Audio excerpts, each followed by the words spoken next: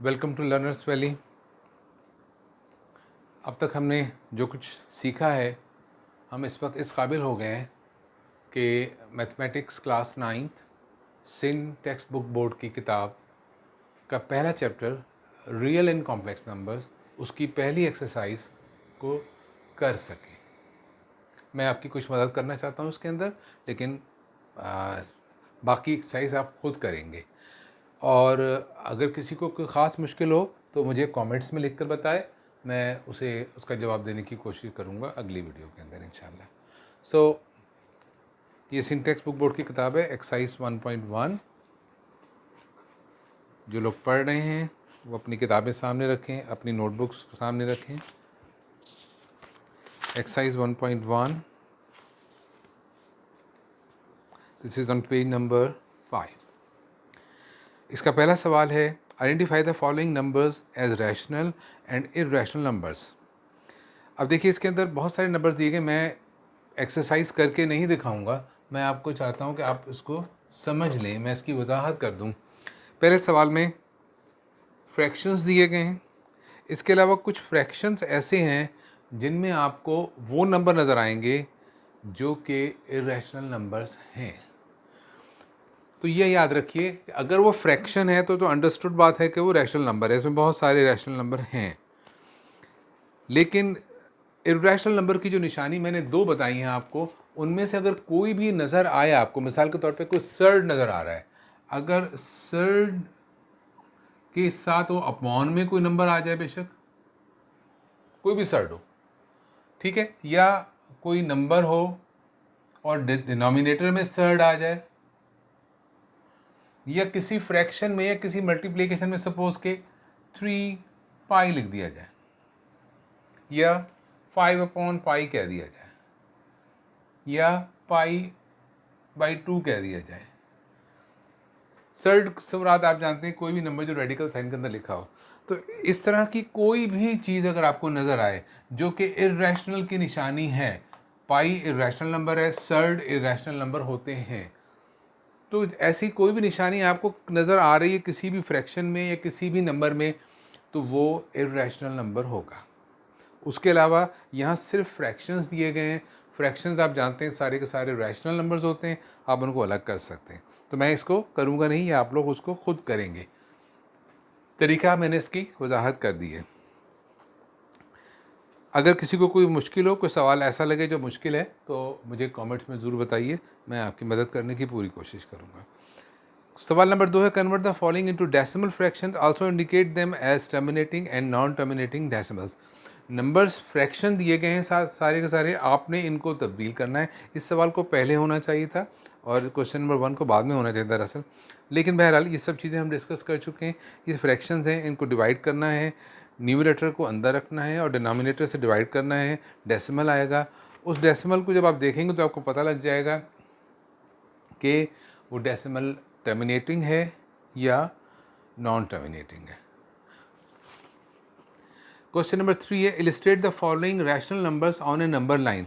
Number line मैंने वजाहत की थी, मैं आपको नंबर लाइन बनाने का एक आसान तरीका बता रहा हूँ, क्योंकि नंबर लाइन बहुत एग्जैक्ट नहीं बनाई जा सकती। ये बनाई जा सकती है, लेकिन यकीनन बोर्ड पे बनाना उसको इतना आसान नहीं होगा। मैं उसका तरीका आपको बता देता हूँ। मिसाल के तौर पर यहाँ फ्रैक्शन दिया है 8/10, -8/10, 1/1/4। 8/10, ये बात तो कंफर्म है कि ये नंबर प्रॉपर फ्रैक्शन है। अगर प्रॉपर फ्रैक्शन है तो ये 1 से छोटा है। अगर ये नंबर 1 से छोटा है तो इसको ड्रॉ करने के लिए हमें सिर्फ, अगर हम बहुत ही फरागदली का मुजाहरा करें, -1, हेयर इज 0 और ये 1 आ गया। वो नंबर जो 8/10 है या -8/10 है, वो इनके दरमियान में ही कहीं आएगा। -8/10 यहाँ आएगा और +8/10 यहाँ पे आएगा। अब 8/10 या -8/10 को ड्रॉ करने के लिए आपको क्या करना है?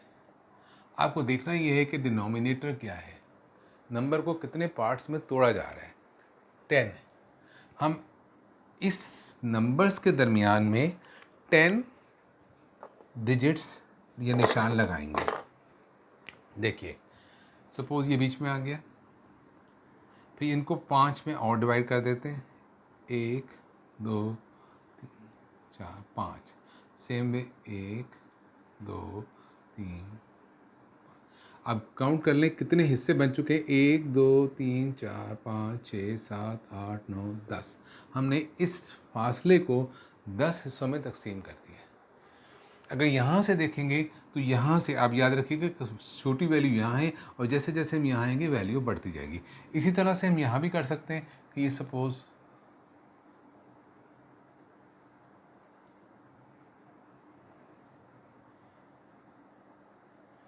इसको भी हमने 10 पार्ट्स में डिवाइड कर दिया। 8/10 ये वाला पहला हिस्सा जो है 10वां हिस्सा है, तो एक्चुअली ये है 1/10, ये है 2/10, ये है 3/10। सेम वे इसी तरह चलें तो 1 2 3 4 5 6 7 8, तो ये जो हिस्सा है 8/10 है।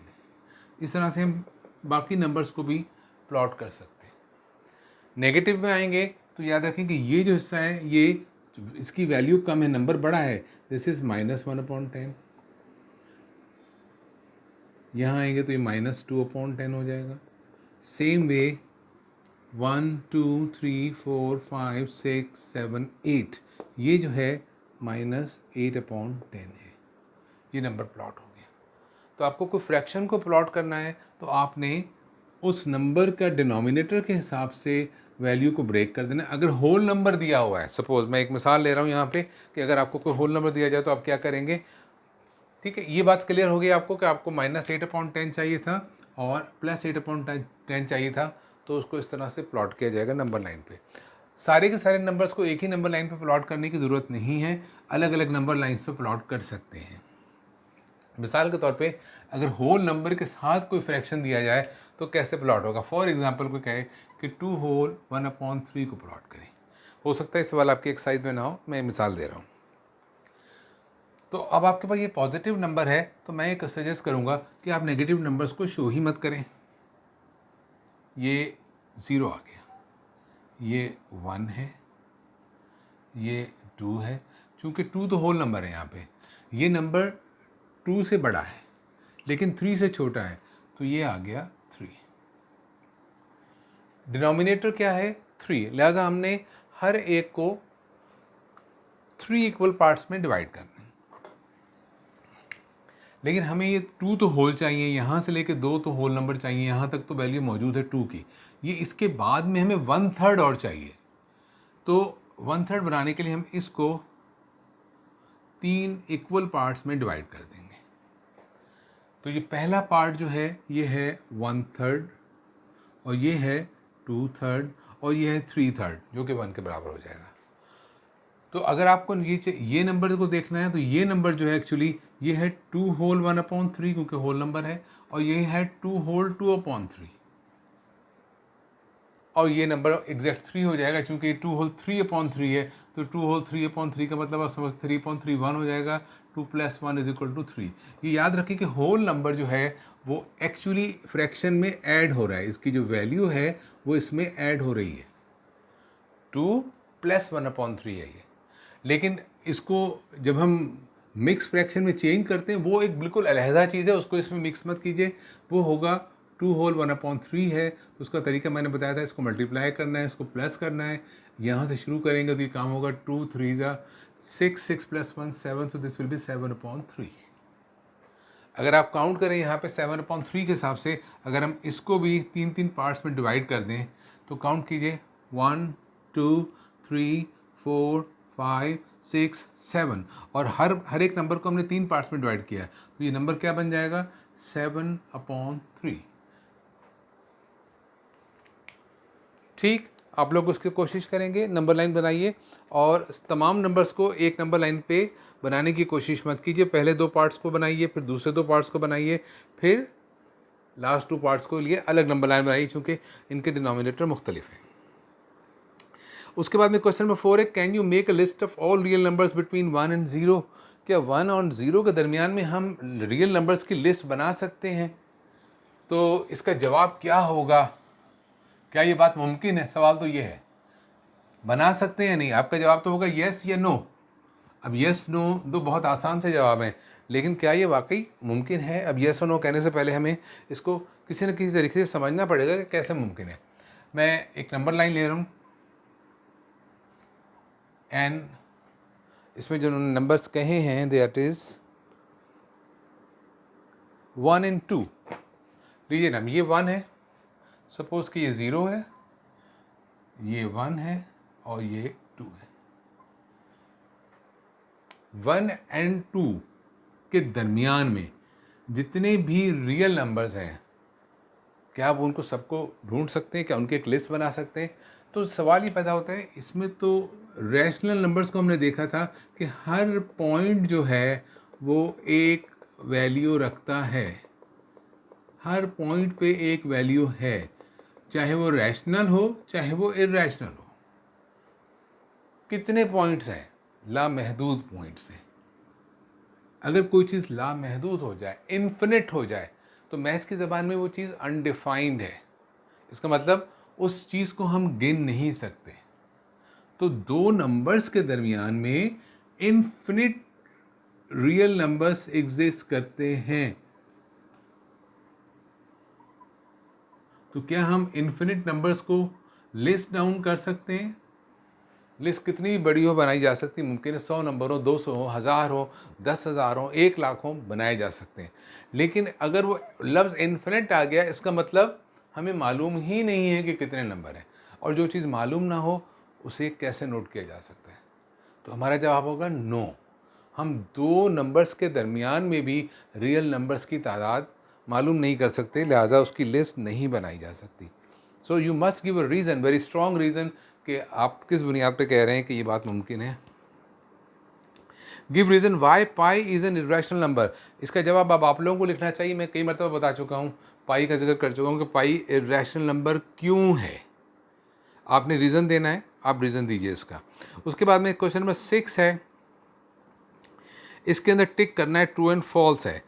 मुझे इसमें कोई चीज़ मुश्किल नज़र नहीं आ रही है। ये ट्रू एंड फॉल्स के सवालात आपको ख़ुद करने चाहिए, और अगर कोई मुश्किल हो तो उसकी एग्जाम्पल लिखिए, ये सवाल नंबर लिखिए, कमेंट्स दीजिए, मैं उसका जवाब दूंगा ज़रूर अपनी अगली एक्सरसाइज में।